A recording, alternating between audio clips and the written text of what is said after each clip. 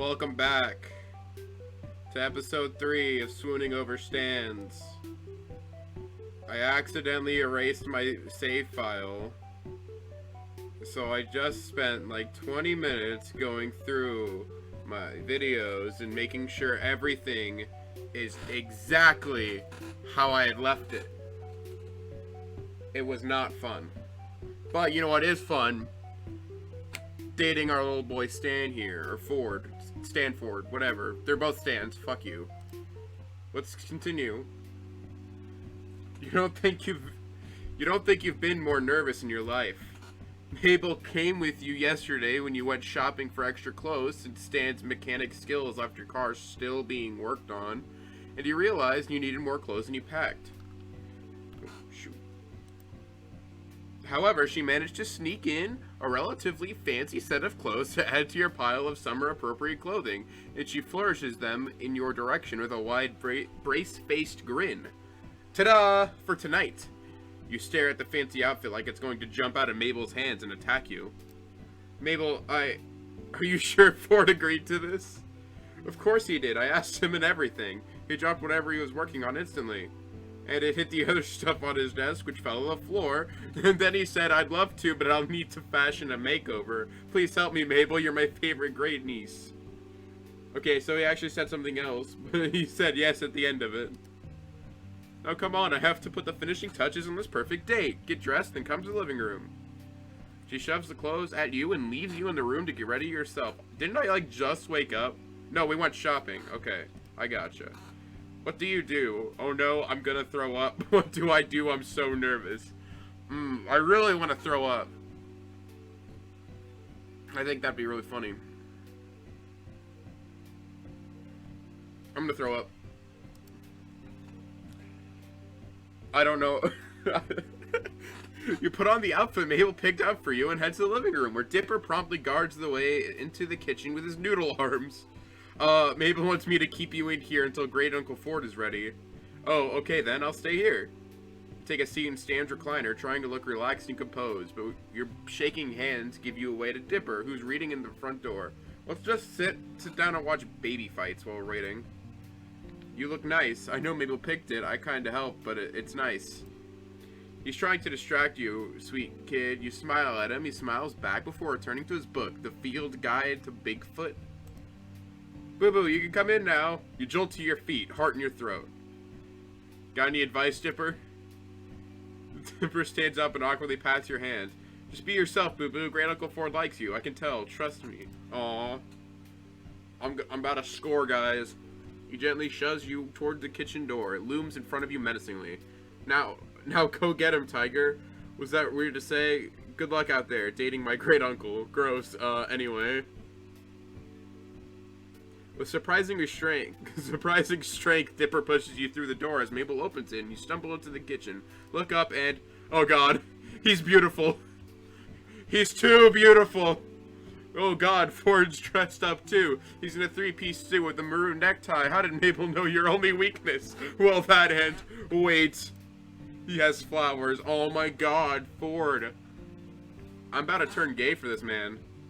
You make eye contact after examining one another, and you feel your face flush as red as his. Mabel beams, clapping her little hands together. Yay, now it's the moment we've all been waiting for. The Mabel certified dinner date of dreams. I knew Uncle Ford would be hopeless on a romantic dinner date on his own, so I'm here to make this one perfect. Oh, Ford, I'm sure you'd be fine. Let's play Dungeons, and more dungeons. That'd be a great date.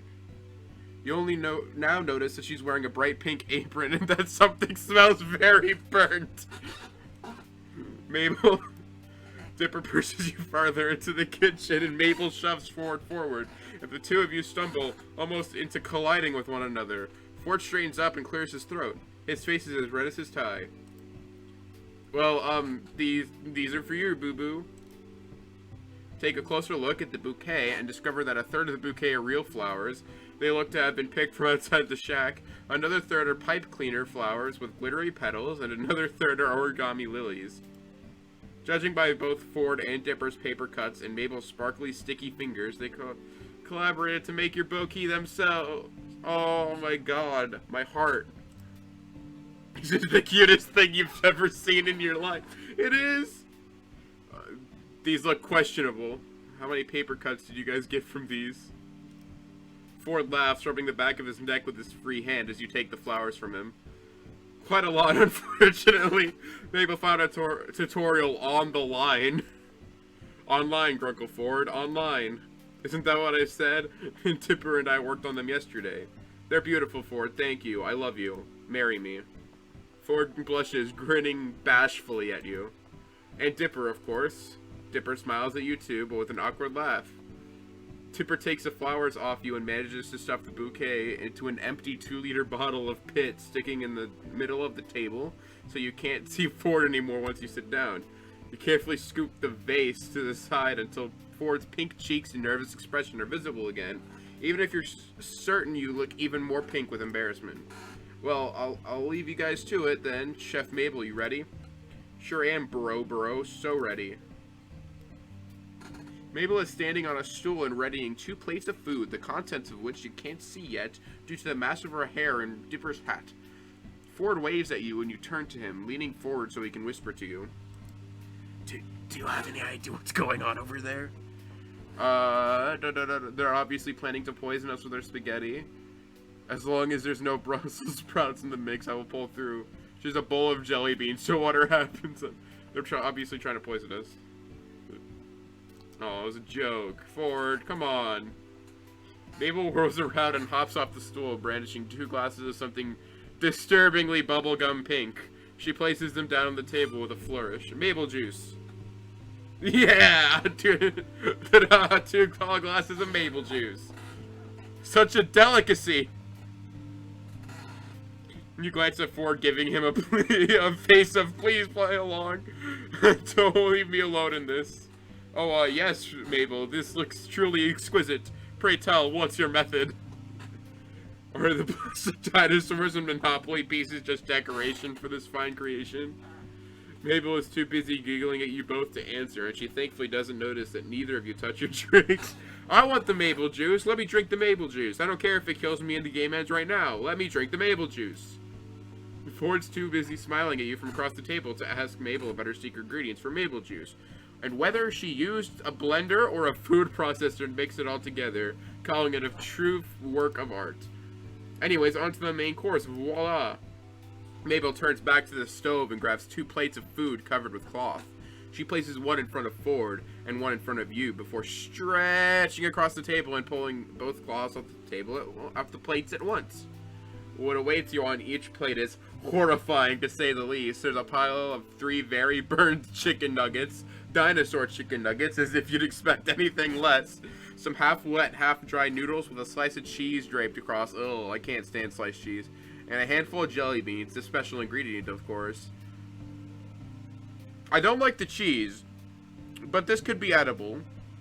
I could eat a plate of this. The Mabel special. I'm not a fancy cook, I'm just a cute little girl, but I slaved away at this romantic dinner for the 2 of you, dang it. Mabel, Ford looks to you, panicked. Take a long, hard sip. Oh, I gotta drink the Mabel juice. I'm sorry, Mabel, I wanted to taste the Mabel juice. Mabel looks despondent. Are you not hungry? No, I am starving even. I just carefully considering what to eat first. Definitely carefully considering. Pick what to throw out the window when Mabel's turned back. Yes, we're just thinking. Though I'm going for the most edible, the jelly beans first. Good idea. Yep, the jelly beans first.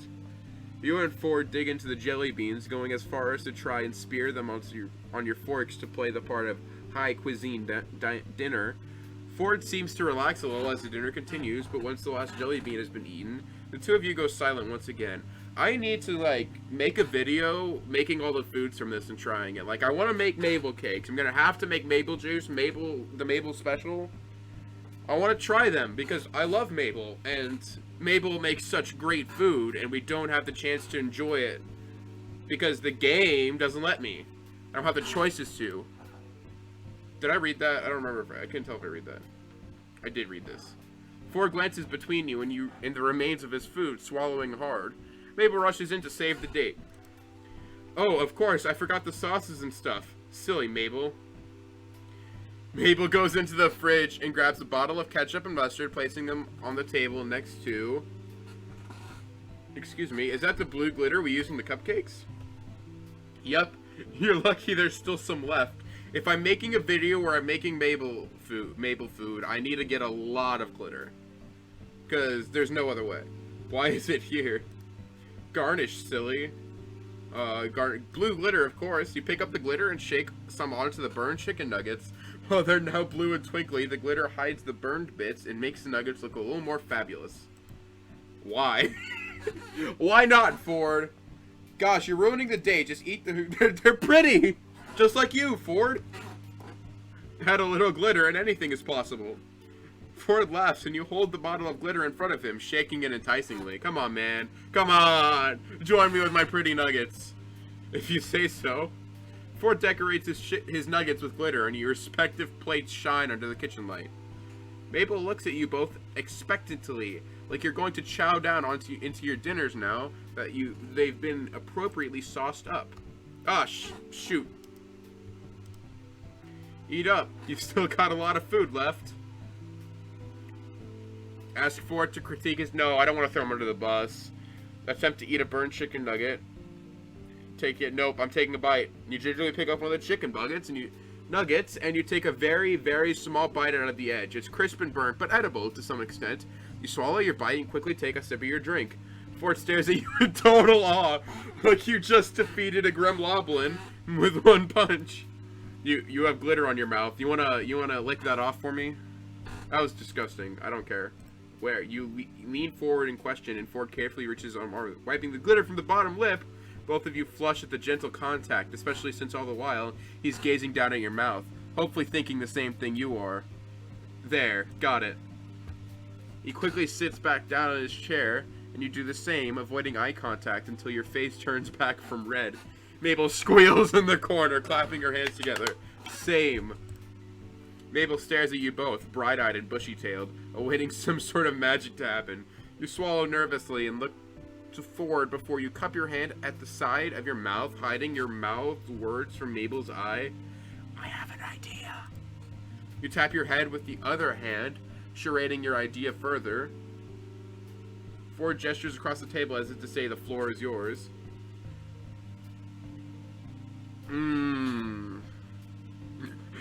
I have an idea. Sweats.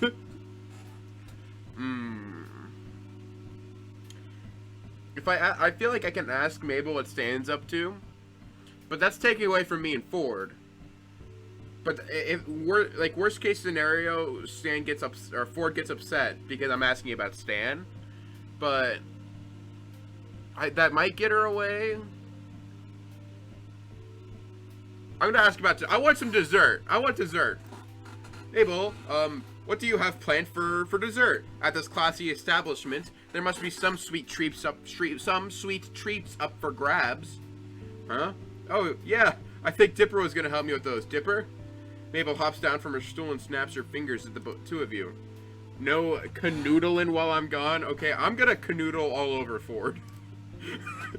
She leaves you both red-faced and stammering as she skips out the door. Ford turns to you, smiling nervously.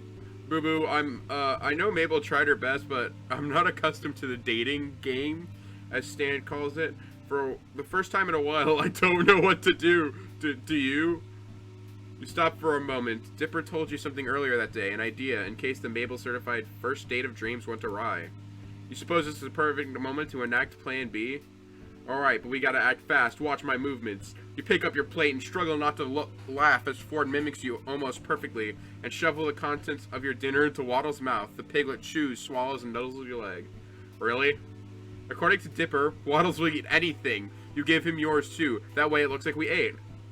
You hear footsteps thudding down the hallway. Mabel's on her way back. And quick!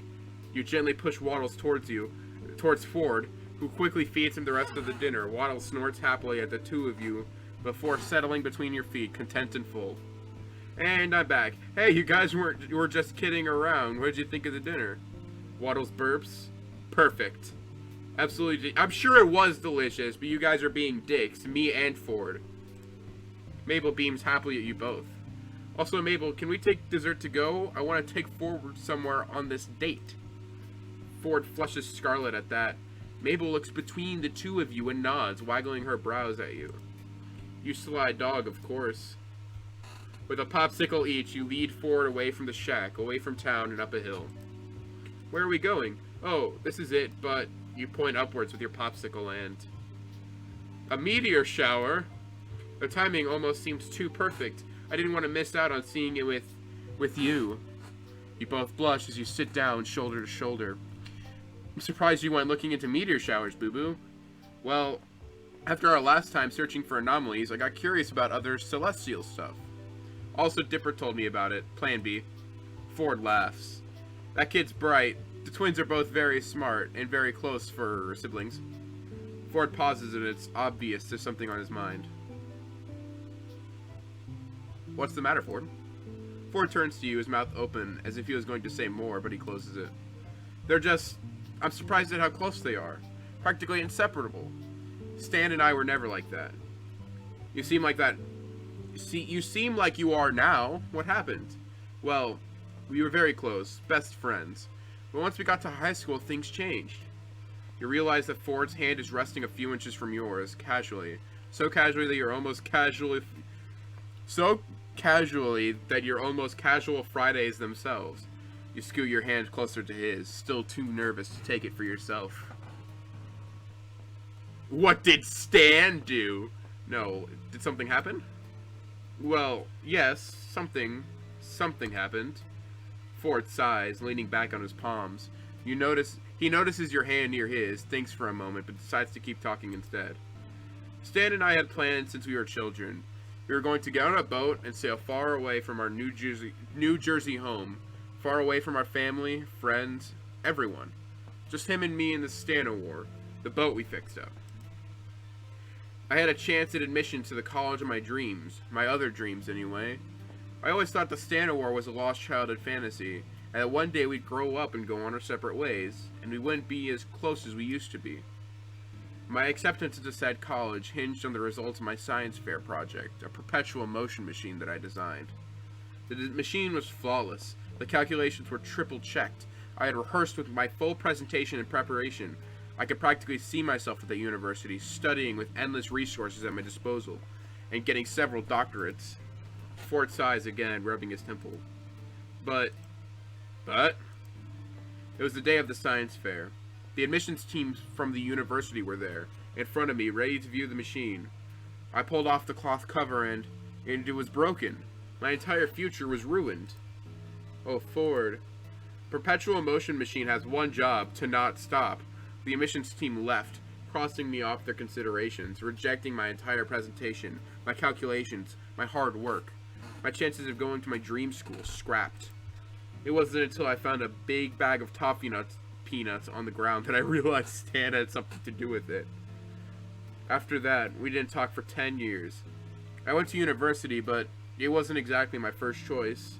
It wasn't until I came to Gravity Falls that I saw Stan again, and he cuts himself off sharply, deep in reflection.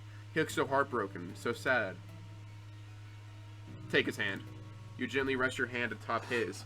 He glances down at your touch, but doesn't take his hand away. Rather, he slowly twists his wrist and intertwines your fingers with his.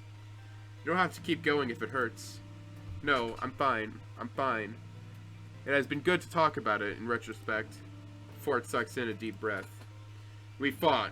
I hurt him. It wasn't on purpose, but I still hurt him. Then an accident happened, and I lost him again. I didn't see him for another 30 years after that. You're tempted to pry, to ask what the accident was, but Ford seems finished with this story. He swallows nervously, awaiting a response. I'm sure everything's better. Always look towards the future, not towards the past. Yes, of course. Wait, no. I don't know. I was selfish when I came back. I blamed him for everything. In a way, it is his fault, but he did his best to keep us together. Ford exhales. He looks tired, wiser than you remembered. The man you played dungeons, and more dungeons seemed to have disappeared.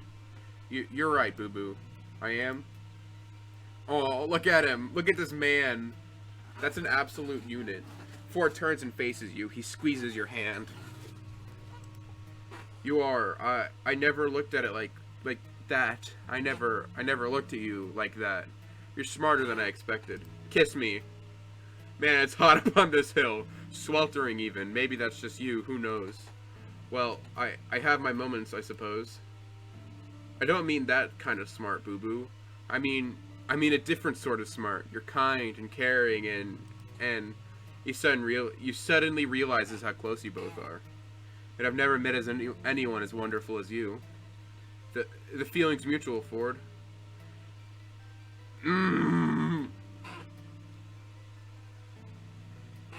Kissing his cheek, I feel like would be a bad thing. And true love's high five. I'm gonna go for the kiss. You lead forward a little. Ford stiffens. Are you sure that, Ford? You cup his cheek in the palm of your hand, duck to the other side of his face, and gently press your lips to his cheek. His cheeks both flush pink, and you can feel the warmth under your fingertips. Wow. Better than the bird chicken nuggets. Ford snorts, resting his forehead against yours. Far better. Unbelievably better. The two of you head back towards the shack, hand in hand, in a comfortable silence. Once you reach the door, Ford grins sheepishly. I wanted to say thank you for tonight, for being there for me. Anytime, Ford. I had a great time. You stand at the door of his house like two teenagers on a first date. Well, you are, you suppose. And, hopefully we can have more dates like this. Ford flushes red at the mere mention of a date, which is so adorable you start laughing. Yes, we shall most definitely have to engage in more of these dates with you and myself. Dating. You smile at him, his blush further spreads to the tips of his ears. He exhales, tugging at his collar. Well, if I get to see you smile like that again, then I'd be happy to have more dates. Aw, Ford. It's your turn to flush pink, and you both laugh as the front door swings open. Standing in the doorway is Mabel, who looks relieved to see you both. Where did you go? I gave you dessert and you abandoned me, you sly kids, sneaking off to have fun by yourself. Did you have fun? You and Ford glance at each other, grinning. We certainly did. I'm so glad. Now come inside before you get bitten by mosquitoes. Dipper yells from inside. Does that spell out dating? Both yourself and Ford shout what simultaneously at that. He's making that up for comedic effect. They really just look like a cat paw today. Dipper appears at the front door with Mabel, scratching at his arm. Yeah, I did. You want to see the cat paw, though? You turn to Ford, who looks very excited to see this connected dots of mosquito bites. We'd love to, Dipper. I bet it doesn't have 6 toe beans. Toe beans. Come on, Dipper. I want to see now. Where are my cats? Kitty, Aries, come here. Come here. Baby. Baby, come here. Baby, I love you. He's ignoring me. Mabel grabs you, Dipper grabs Ford, and you're both tugged into the shack, your laughter echoing into the woods around the house. Woo! What a successful date with Ford.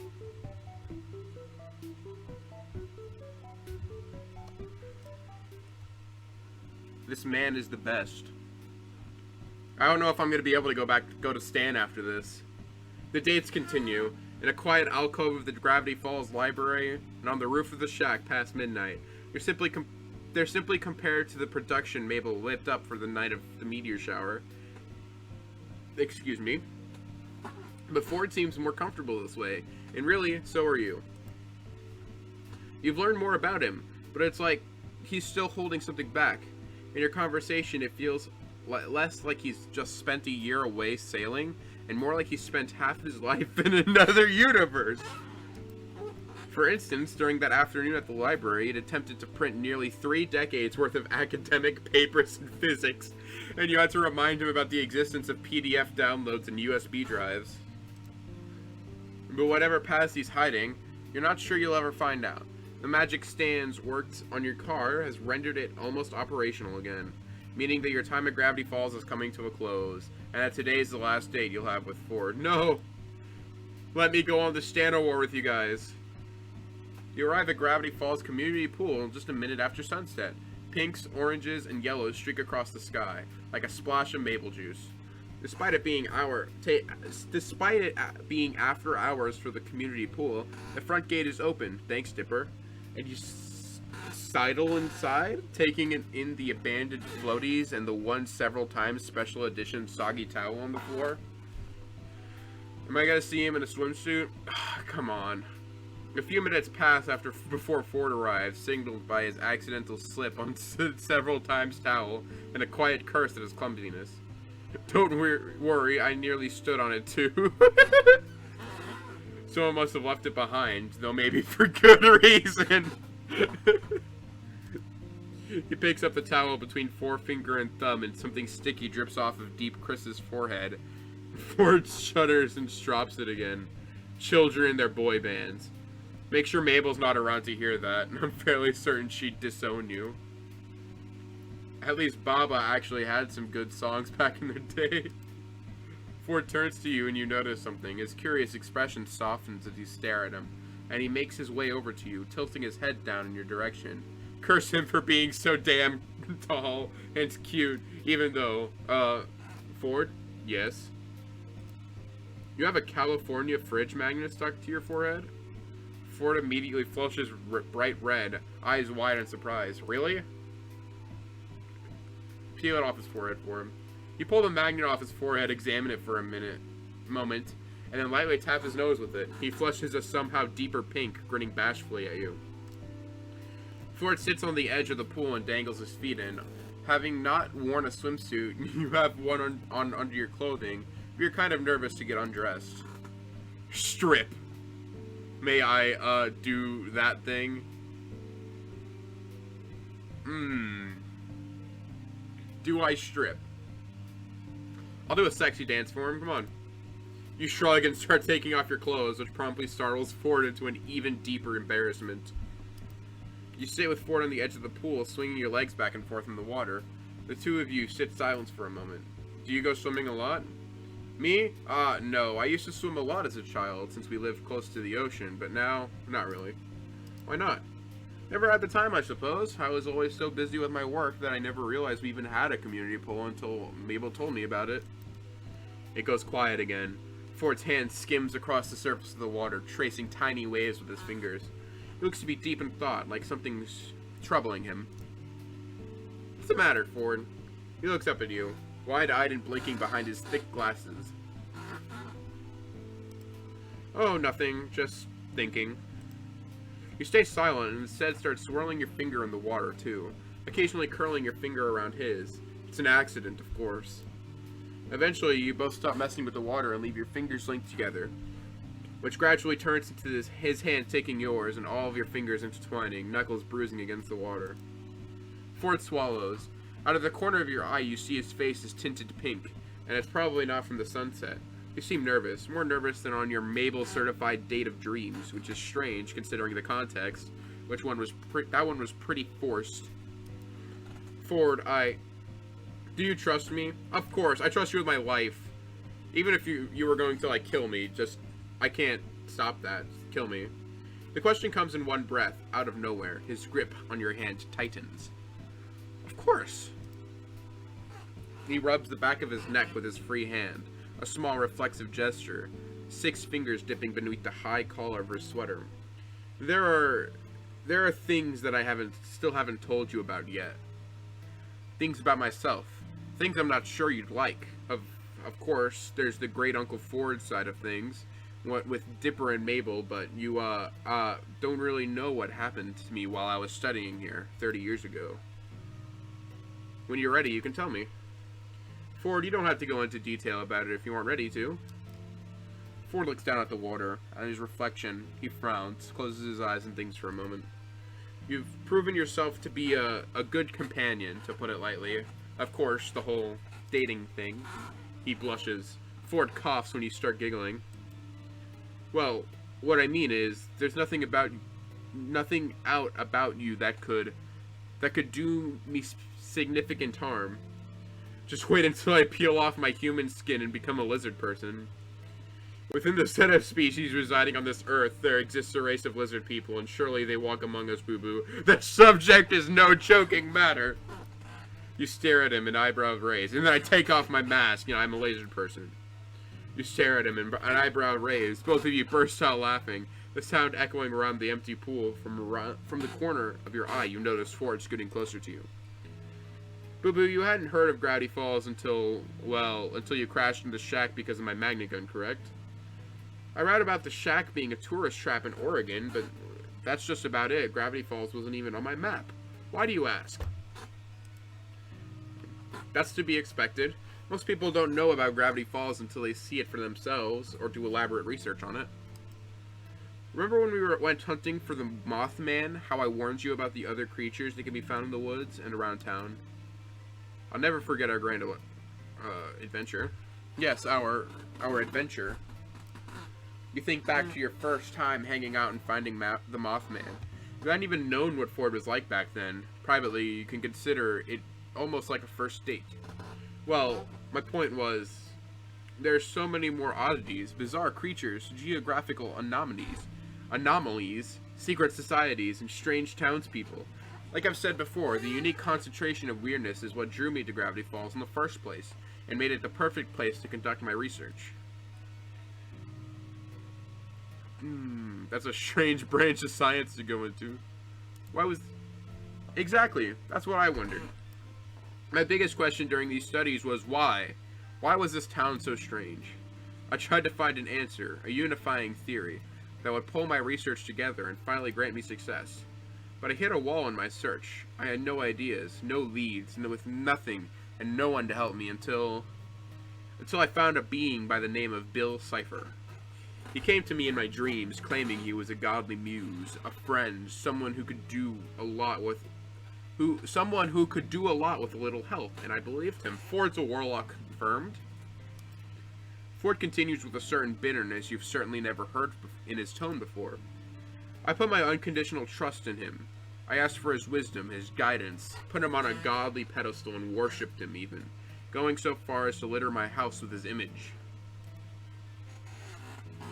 Did you have, like, posters and stuff? Did you build the door? What happened to it? I'd like to think that certain other people would quite enjoy being worshipped like that. Ford stares at you incredulously. You know, like Mabel and her boy bands. Did you have posters dedicated to him? To some degree, Did you smooch him before bed every night? Ford shakes his head, curling his lip in disgust. I'm sorry, Ford, it was a joke. Thankfully, I harbor no feelings of that nature toward Bill. I look to him for knowledge, and knowledge alone. But I did have a shrine or two. Wouldn't put it past you. Well, when I consulted Bill about my unifying theory, he told me that my answer may lay in another dimension, and that he could help me build a portal to it. Obviously, I built it without hesitation, without thought, and instead of being a doorway to a weirdness dimension, as I'd been led to believe, it turned out to lead to the nightmare realm, Bill's realm. He had tricked me. All he wanted was to cross into our dimension and model it all into his chaotic image. I shut the portal down before his plans could be realized, and it was too late. My mind was in shambles from Bill's influence. I should have ended it. I should have torn the portal down, but I had put so much into making it work. I hid the instructions for its operation instead. I tried to entrust a piece of it to Stanley, but after 10 years apart, Ford pauses, sucking in a deep breath. We fought. In the midst of it all, one of us pushed a button and pulled the switch. The portal was reactivated that day, and I was pulled into it. I spent the next 30 years in that portal, years of searching for the answer to a new question, how to defeat Bill once and for all. But I was pulled back to this dimension, my home dimension, too early, and all this frustration came crashing down. In this tiny town, in a grand multiverse, I truly believed I was meant for something more. Bill told me that I would change the world. I changed the world. My final message. Goodbye. I never questioned it, if it would be for the better or worse. You were doing what you thought was best. At the time, of course, but I didn't realize the repercussions of my actions would be so catastrophic. But you did it, right? Did what? Built the portal, left, came back, etc. Otherwise, you wouldn't be here. I did, yes, but I didn't do it alone. I was pulled back through the portal by Stanley himself, and Dipper and Mabel, of course. However, because the portal had been reactivated, Bill could enter our world at any time.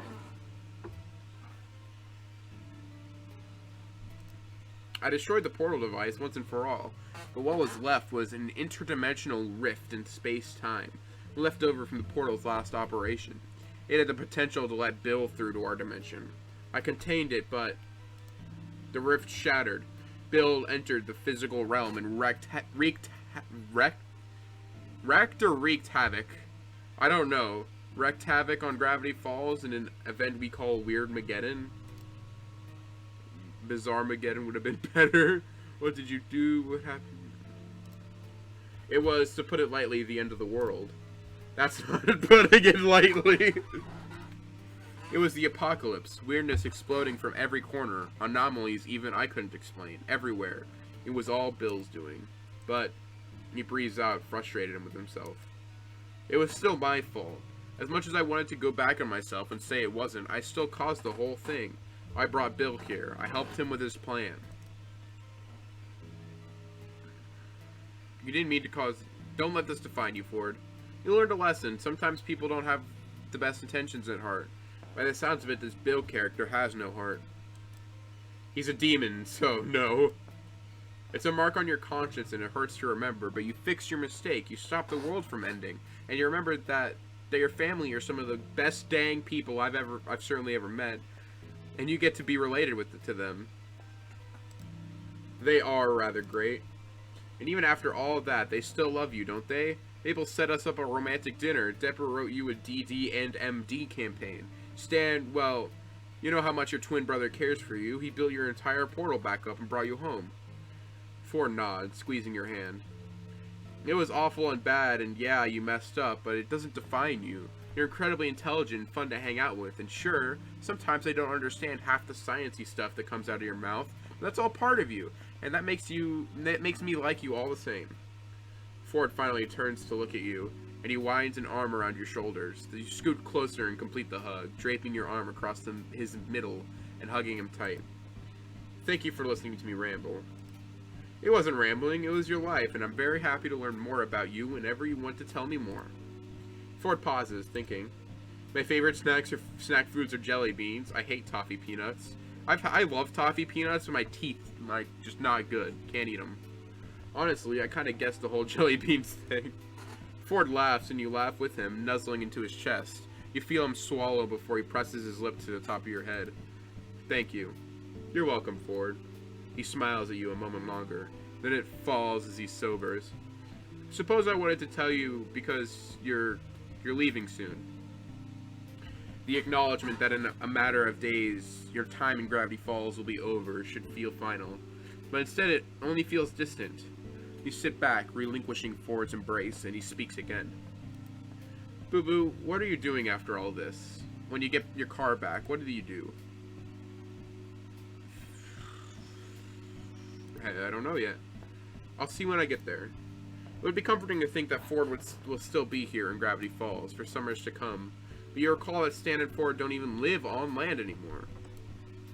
They'll be setting sail again, exploring the seas and documenting the oddities of the world. From what you've already heard about it, it's intense stuff that keeps them on the move and untethered. Well, I gotta tell him how I feel. Ford. Yes.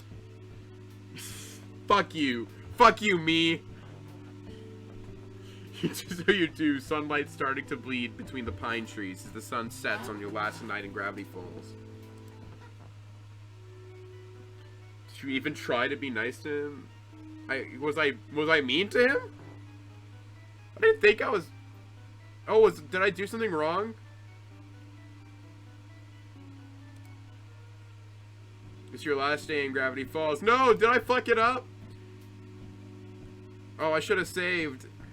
I will. I'll fucking go through this entire thing again if it means I get to marry Ford.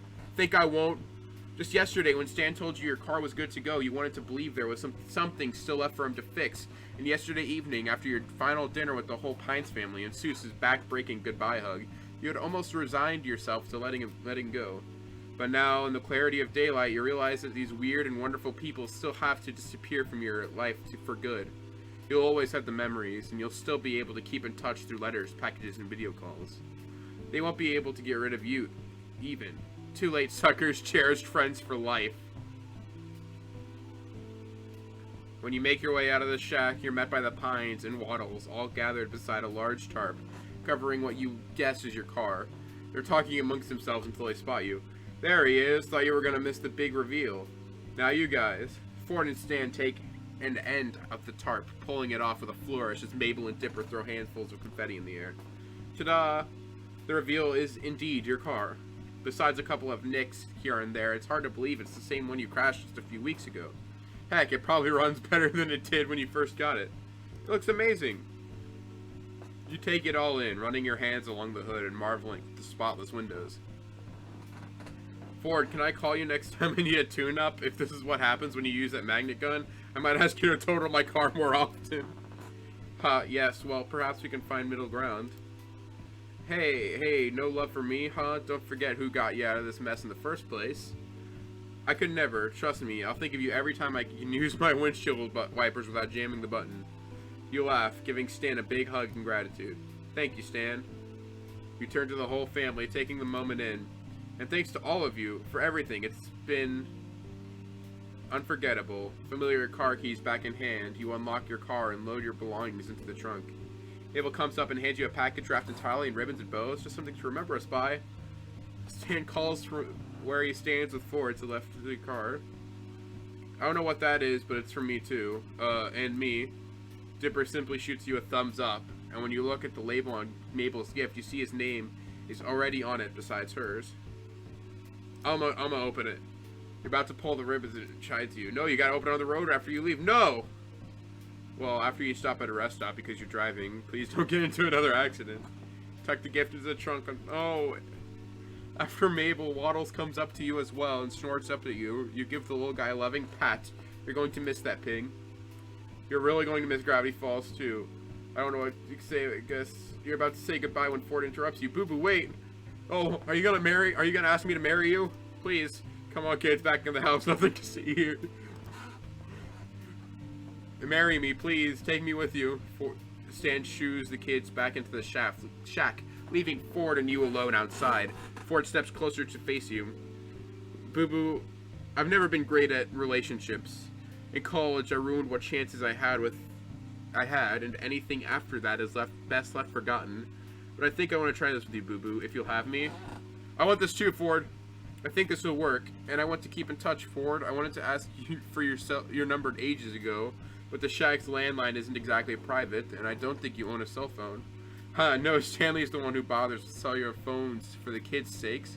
But I connected my watch to the interweb, as they say, and you can send me electronic mail, or Ford handed you a folded piece of paper with parts of his cursive peeking from it folds. You almost start to unfold it before Ford places his hand over you. You can send me a letter. This one's just to start us off. You look at him and feel a desire to kiss him. You lean up to give him a parting kiss on the cheek. When you step back, he's blushing. What, Boo? You know, Boo Boo, meeting you has made me incredibly glad that I made that mistake with the magnet gun. Not that stranding you here was a positive, but remember me, alright? Same to you. Don't forget me while you're off saving the world in the Stana War. Goodbye, Ford. I'm gonna cry. Ford watches as you get in the car and start up the engine. You turn onto the road with ease, and in the rear view mirror, see Ford waving goodbye, as well as Dipper, Mabel, and Stan from the shack.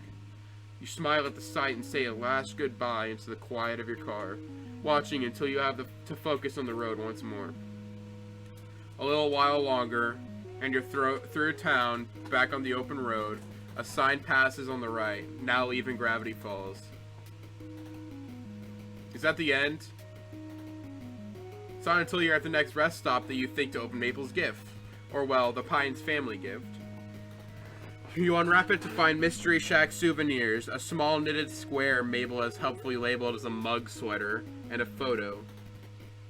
Aww. What's in the photo? Oh. No! I'm sad. Would the ending have been different if I didn't fuck up that last night? I have to go back.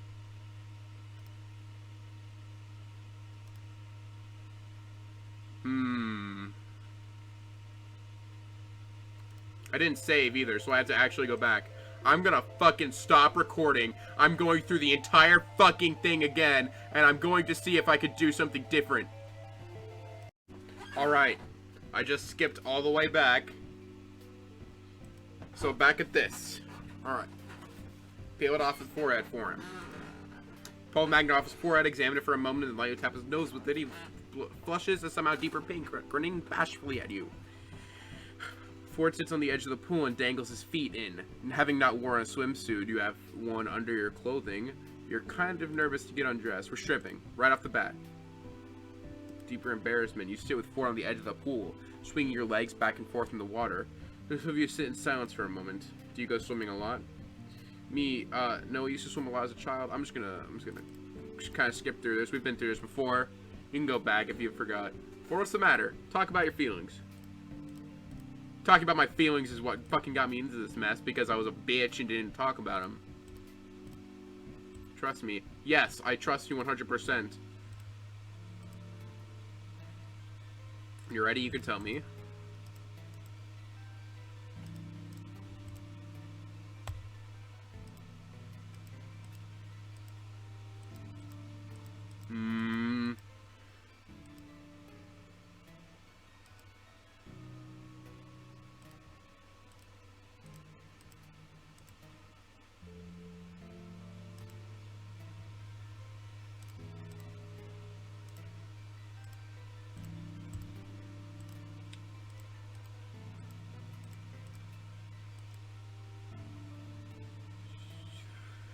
Yeah, I'm just gonna say the same thing.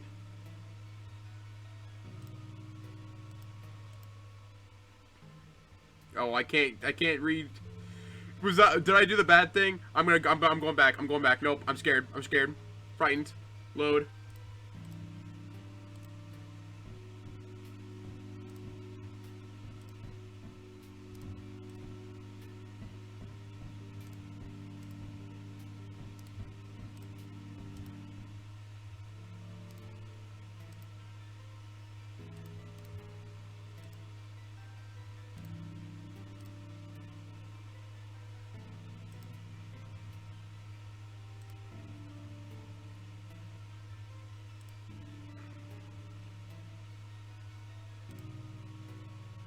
When I consulted Bill about my unifying theory, he told me that my answer lay in another dimension, that he can help me build a portal to it.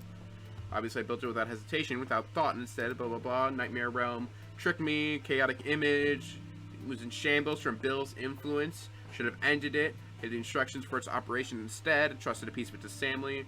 After 10 years apart, I fought in the midst of all this, and I was pulled into it, spent the next 30 years in that portal, I'd just be Bill once and for all, blah blah blah, blah blah blah. You're doing what you thought was best. Right? Time, of course, but I didn't realize the repercussions of my actions would be so catastrophic. You did it, right? Did what? Built the portal, left, came back, etc. Otherwise, you wouldn't be here. I did, yes, but I didn't do it alone. Let's go back to the portals. Did Stanley himself, blah, blah, blah. Portal device, rift shattered. What happened during Weird Mageddon? What did you do?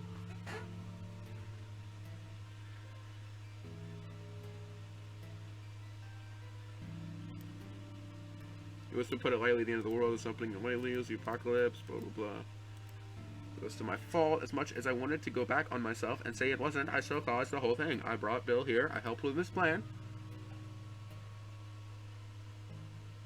Don't let this define you. I remember this had good, he was really happy with this.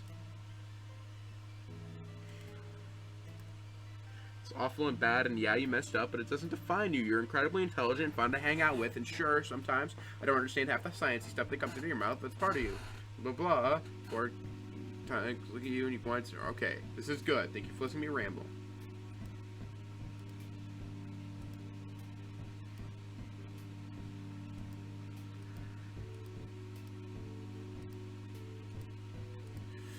This is where things get wonky. I don't know yet. See when I get there. It would be comforting to think that Ford would still be here in Gravity Falls for summers to come, but you recall that Stan and Ford don't even live on land anymore. They'll be setting sail again, exploring the seas and documenting the oddities of the world. From what you've already heard about it, it's intense stuff that keeps them on the move and untethered. Ask Ford what he'll do when the summer ends. Ford. Yes? No! You can't do this to me! Okay. But it was still a happy face. I think the Bill comment was a really bad thing to say. I wonder if that last thing was, what it was gonna say that no matter what, where I pussy out. Is that last little bit, did I fuck up another night? I'll look up a walkthrough if this isn't a better ending than the last one. How to feel, staying good to go. Sorry, I'm not reading through it. It's just, we've been through it already.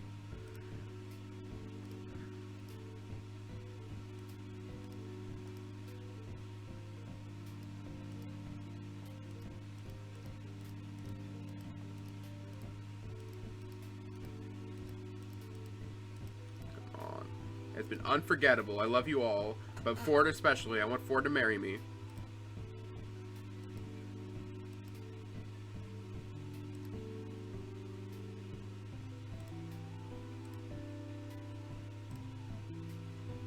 I'm gonna try and open it. I don't think it'll have any repercussions, so I'll...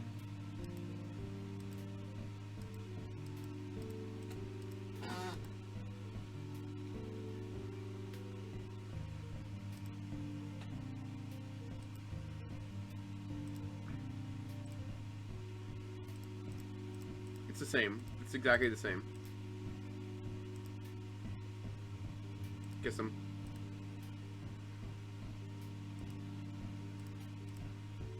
No! No!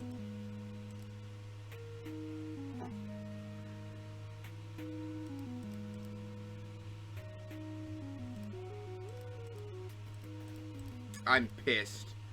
I'm going to look it up. I'll look it up. I don't care how long it takes. I'm gonna do it right here. I don't care. I'm gonna fucking... Oh, shoot.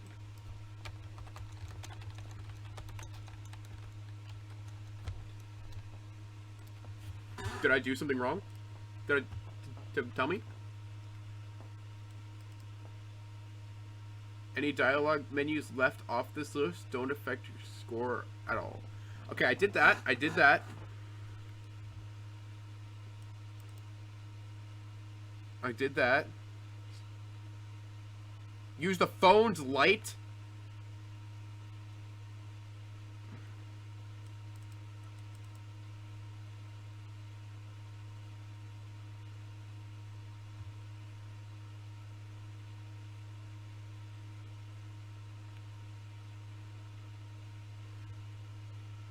Okay, I'm going to, oh,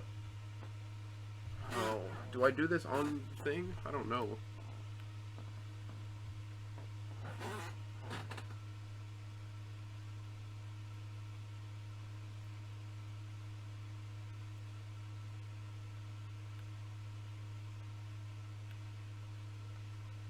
Do I go all the way from the beginning?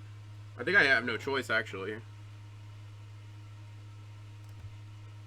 Yep, I'm just gonna skip through this shit. My name is Boo Boo. And I'm in love with you, Ford. And my pronouns are he, him. So we're just gonna skip. I'm gonna cry. It's not a bad thing to cry. I said that for my first playthrough. It doesn't matter. I wanted to get to know Ford. Yeah, I want to believe in the supernatural. Try and peer through the window. I did that. Doesn't matter.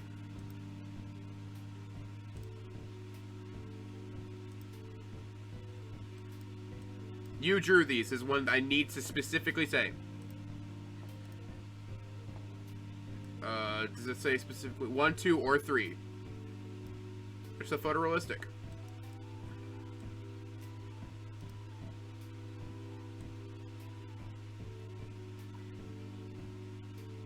Can I skip all the... I'm gonna skip the questions.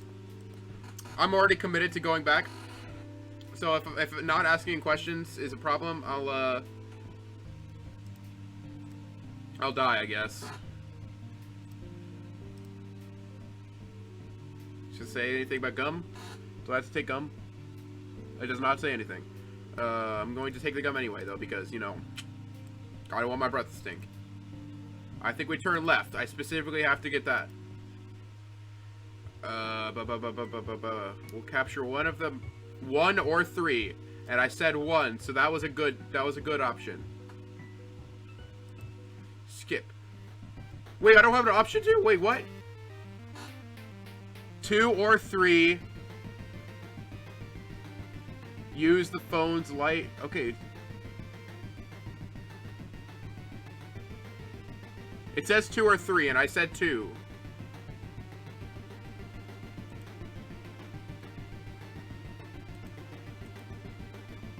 Okay, that was good.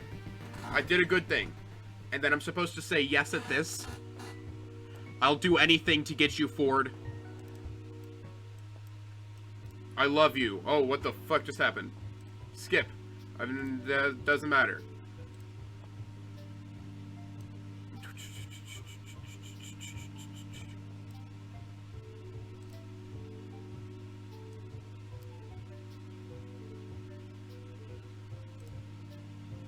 Oh, I probably should have done the right one. Just so I can skip. Go out for breakfast because I love you, Mabel. Dipper, can you cook? Because I fucking can't eat Mabel cakes and I'm pissed. Waffles doesn't matter. Okay, ask to join their game instead. I looked at all your plans. It doesn't matter. Human Bard. Doesn't matter. Be Human Bard, yes. Promise me eternal glory. Okay. I will take a look around. I hope moving... Okay, it's... Moving the thing back and forth doesn't bother the... Oh, God. Okay. I'm in windowed mode right now, and I've got Firefox open in the background, so I was worried that it was fucking up my recording.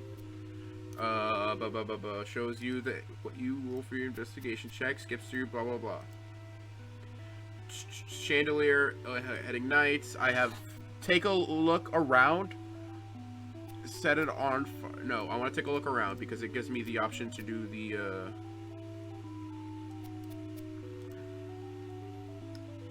travelers. I noticed the... Okay. Attack the goblin and succeed and skip to the next... Insult or intimidate and keep reading. So I'm not supposed to...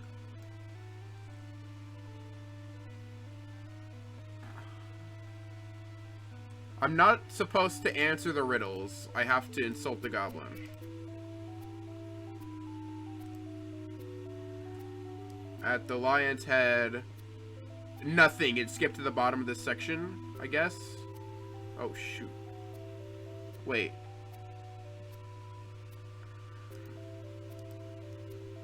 The lion's head is deeply offended.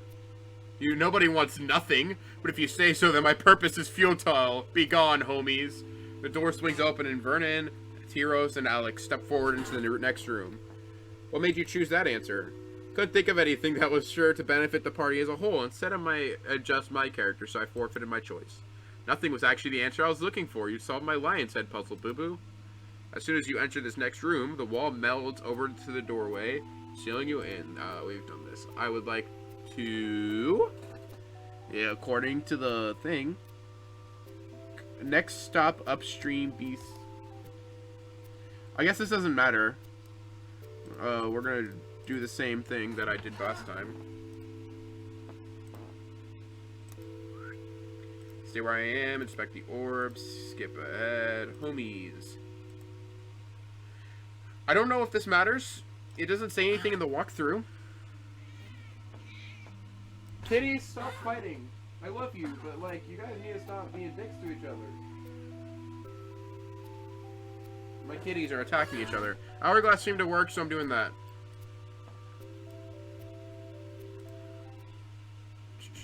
What happens next when we fight the sorcerer?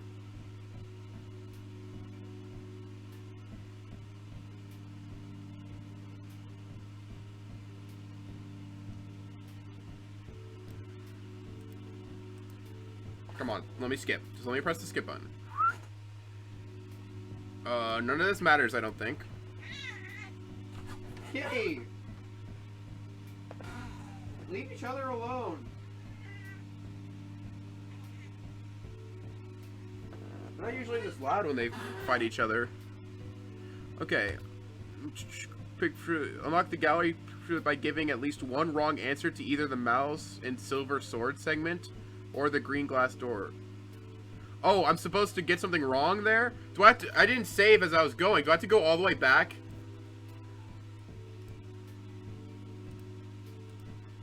Or does it matter if I get the gallery? I want the gallery thing. I can't go back without loading. It doesn't. Does it? I'm gonna keep going. And if it doesn't work, I'm gonna cut all this out. Just gonna skip it. What's the next part I need to worry about? You stifle a laugh as you read text.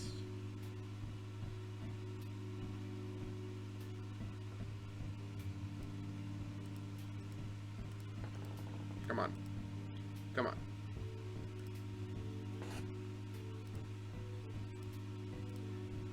Come on.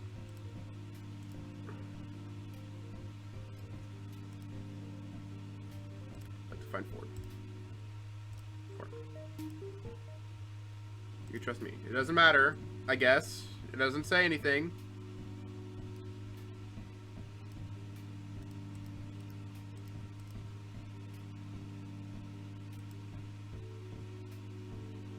You stifle or laugh as you read the text. I am supposed to say 2 or 3, and I'm going to go with 2 because Ford is cute. Fight me. Quintuple the recipe specifically. Take the pan back in and call it a miracle. That was another thing I messed up on, I guess.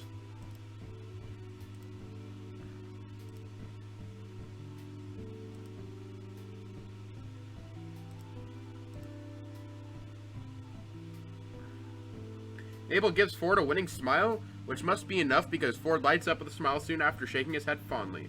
You see that Ford has brought a mixing bowl out while you were gone. Blah, blah, blah. I've been through all this before. I have to brush his hair out myself. Come on.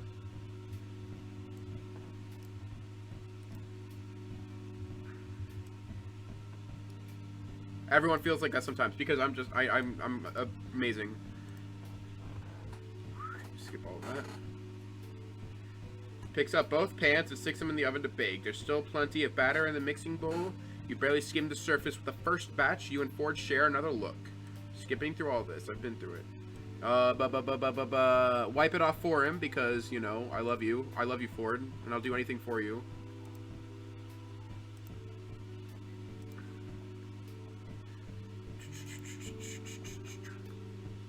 So how do you think this match is going, is what I'm supposed to say. I did that right. I did, like, everything right except for the stupidest shit. And it's really upsetting. Mabel certified date. I'm gonna throw up, doesn't matter. Got any device dipper because I can skip through that. How many paper cuts did you guys get from these is the specific thing I'm supposed to say. Again, Ford, I know you so well, and I love you so much. And I just want you. I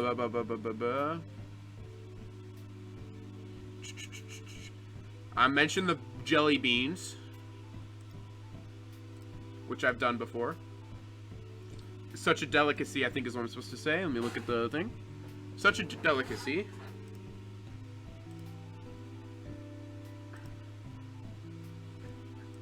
Looks to me panicked. I'm not exactly sure what to eat first. That I fucked up on. I just wanted to drink the Mabel juice. There are so many choices. I suggest cleansing your palate with the jelly beans first, then digging right into the mac and cheese. And I got that bit from one of those weird cooking shows Uncle Stan left on the TV. I always fell asleep. Now that's an idea I can get behind. The jelly beans, I mean. Not if I steal your jelly beans first. Ford arches a brow at you and he grins at your pseudo challenge. You can take my jelly beans, alright, over my burnt chicken nuggets. You and Ford dig into the jelly beans, blah, blah, blah, blah, blah, through all that. What do I garnish it with? What do I garnish it with? Blue glitter. I did everything. I did, like, everything right. I'm so salty. I'm attempting to eat a burnt chicken nugget.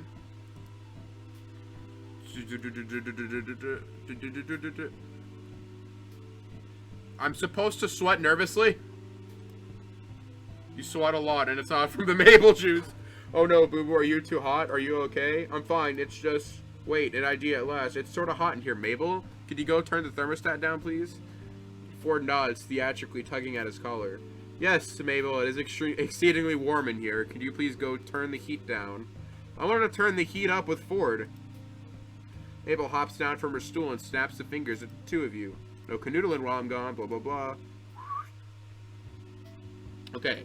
With this, I am supposed... It doesn't matter what I say. I have to take his hand and then tell him that people change. So, they are pretty cute. Did something happen? Take his hand. People change. Ford looks at you when you say that, brow furrowed. People change, Ford. You are a different person then. You've gone through so much since when you were in high school. I'm sure Stan didn't mean to break your machine or to upset you like he did. He just didn't want to lose his brother. He didn't want to be alone. Just like I don't want to be alone. Please, love me, Ford, and marry me. He didn't want to be alone. And neither did I. And now you have me. So it doesn't matter if you're alone. You'll never be alone, because I'll be with you 100% of the time.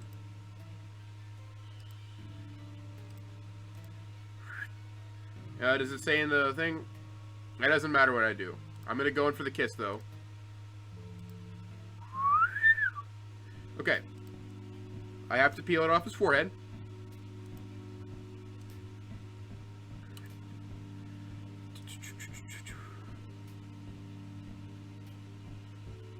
It doesn't matter what I do here. So I'm going to strip just so we can skip through. I'm supposed to stay silent. Are you fucking kidding me?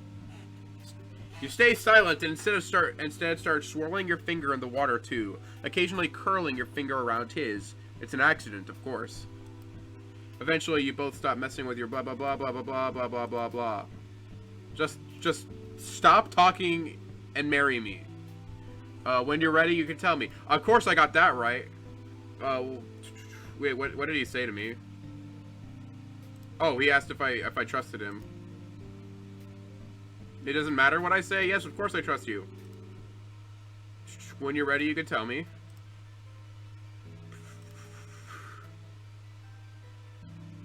I'm not supposed to say I'll never forget our adventure. There's so many audio, blah, blah, blah. Skip. Why was the weirdness centralized in Gravity Falls? Of course, I got that right. I put my unconditional trust. Did you build the door? What happened to it?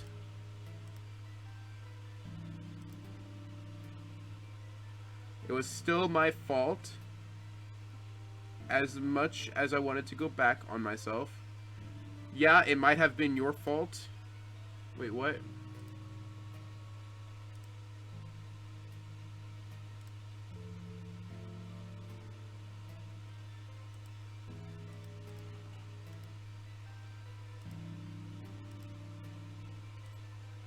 Ford jolts, turning to you. I mean, it was, even if you didn't mean to. You had some fault in the matter? Ford stares at you as you think, trying to phrase your words correctly. But you thought what you were doing with the portal and all would help your research. That it would lead you to success. Yeah, you read Bill wrong. It's not the end of the world. Well, it was, but Ford laughs at that, and you've never heard a more relieving sound in that moment. But you and your family managed to stop Bill and stop the end of the world, and I think you learned something from that, you know? What would that be? That you don't have to take on everything on alone. Your grip on Ford's hand tightens. That you can trust other people to help you with burdens too heavy to carry alone. Ford nods, squeezing your hand. It was awful and bad, and yeah, you messed up, but it doesn't define you. You're incredibly intelligent, fun to hang out with, and sure, sometimes I don't understand half the sciencey stuff that comes out of your mouth, and that's all part of you. And that makes me like you all the same. Ford finally turns to look at you, and he winds an arm around your shoulders, blah blah blah. He hugs me, and I love him, and I love you.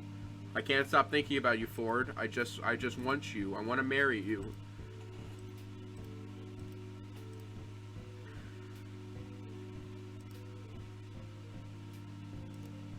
Does it say in the thing what I'm supposed to say here?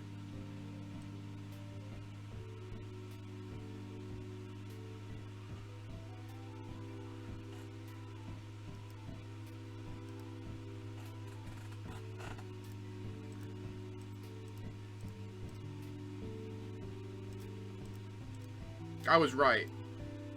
You want to jump in the pool with me? What? This is different. It'd be fun, but I have no swimsuit, and I haven't been swimming in years. Ford. He stares at you wide-eyed. Trust me. Ford considers this, opens his mouth, and raises a pointed finger to begin his rebuttal, but instead decides against it. I'll give you 5 seconds until I cannonball.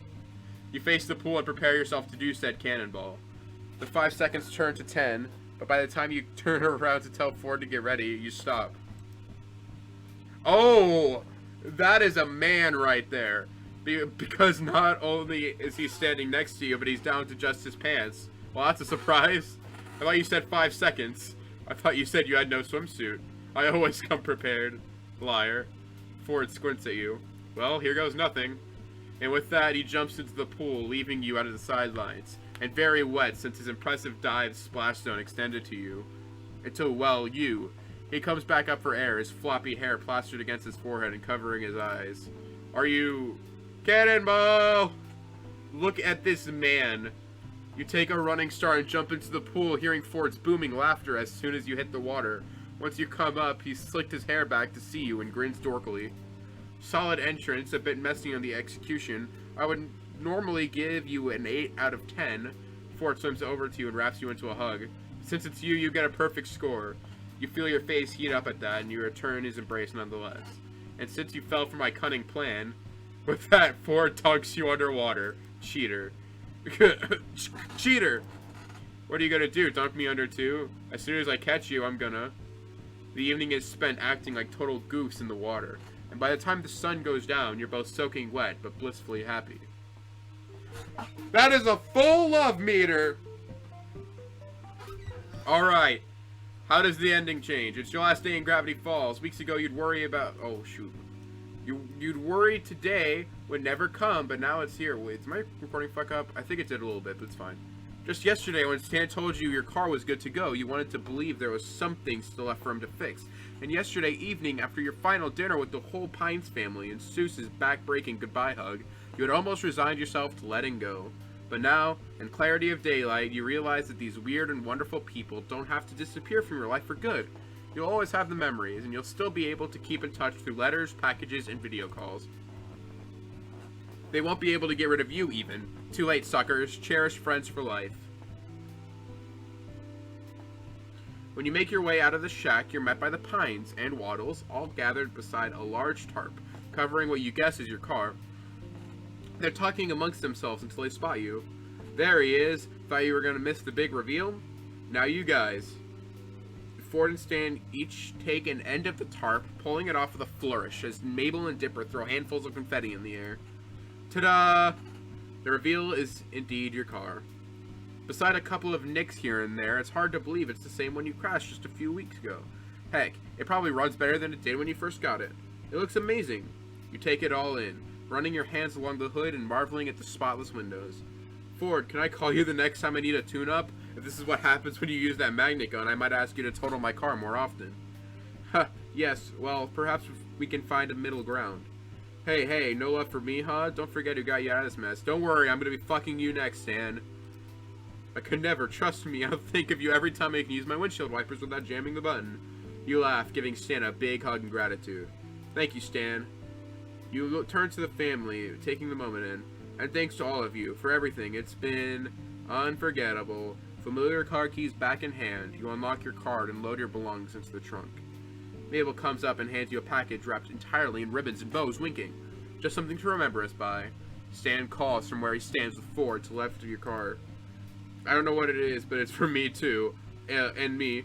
Dipper simply shoots you a thumbs up, and when you look at the label on Mabel's gift, you see his name is already on it besides her. We'll save it for later for you. Open it on the road after you leave. Or, well, after you stop at a rep stop. Oh, I've done that already. You tuck the gift into the trunk on top of everything else, making sure it'll be safe from being crushed. After Mabel, Waddles comes up to you as well and snorts up at you. You give the little guy a loving pat. You're going to miss that pig. You're really going to miss Gravity Falls, too. I don't know what else to say except, I guess, you're about to say goodbye when Ford interrupts you. Boo-boo, wait. Oh, boy. Come on, kids, back in the house. Nothing to see here. Oh, but I want to see. Stan shoos the kids back into the shack, leaving Ford and you alone outside. Ford steps closer to face you. Boo-boo, I've never been great at relationships. In college, I ruined what chances I had, and anything after that is best left forgotten. But I think I want to try this with you, Boo-boo, if you'll have me. I want this too, Ford. I don't think I will. Fuck you, Ford. I think this will work, and I want to keep in touch, Ford. I wanted to ask your number ages ago, but the shack's landline isn't exactly private, and I don't think you own a cell phone. Haha, no, Stanley's the one who bothers with cellular phones for the kids' sake, but I connected my watch into the interweb, as they say, and you can send me electronic mail, or Ford hands you a folded piece of paper with parts of his cursive peeking through its folds. You almost start to unfold it before Ford places his hand over yours. You can send me a letter. This one's just to start us off. You look up at him and feel the desire to kiss him. Kiss that man on the lips. Nah. I think I'm one on the lips if you're... I've been ready like 3 chapters ago, man. I've been ready since I came here. I saw you, I just wanted to, you know? He laughs and looks at you with a warm smile. His hand comes to the side of your face. The touch tender, and he leans in to kiss you. He's so soft and surprisingly confident, and oh my gosh, I did it! I won, Grunkle Stan! Fork over that $3 bill! And you had witnesses. Mabel's excited voice shades into the shack with her footsteps. Shoot, I forgot strategically turning away from the house would work. So much for privacy. But you're grinning, and so is he, and he laughs. You know, Boo-Boo, meeting you has made me incredibly glad that I made that mistake with the magnet gun. Not that stranding you here was a positive, but remember me, alright? Same to you. Don't forget me while you're off saving the world of the Standard War. Goodbye, Ford. I didn't get a marriage proposal, but I got a kiss. I don't care. That's all I need. And there's the last thing.